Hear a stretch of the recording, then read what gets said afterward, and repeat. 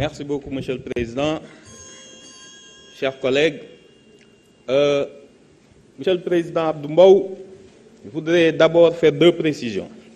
Quand vous évoquez, je pense que vous avez mal lu le rapport d'exécution des dépenses de la présidence.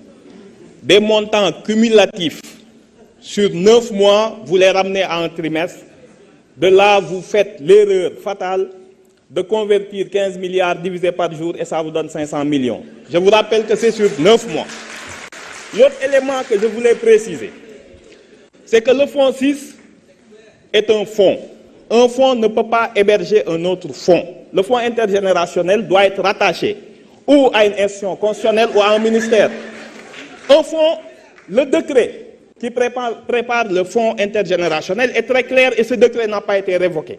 Le fonds 6 continue à avoir mandat. S'il vous plaît, honorable député. Le fonds 6 continue à avoir mandat pour gérer le fonds intergénérationnel, mais ce fonds doit être logé ou dans un ministère ou dans une institution constitutionnelle comme la présidence.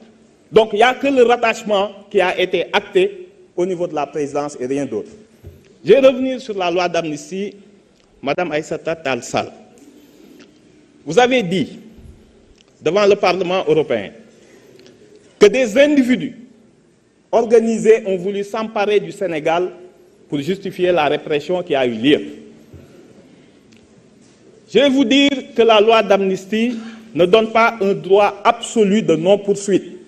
Et je m'en veux pour preuve en vous renvoyant à l'arrêt de la CEDEAO, Cour de justice de la CEDEAO, Baremaï Nassara de 2015. La Cour est très claire. La Cour dit qu'elle ne partage pas la conception cynique de vouloir dire opposer à toute mesure d'investigation une loi d'amnistie. Au Sénégal, ce que le Premier ministre a dit est très clair. On peut prendre une loi interprétative sans annuler tous les effets de la loi d'amnistie en montrant bien que cela s'appliquait aux faits politiques. Aux faits politiques, pas aux faits criminels sous-jacents.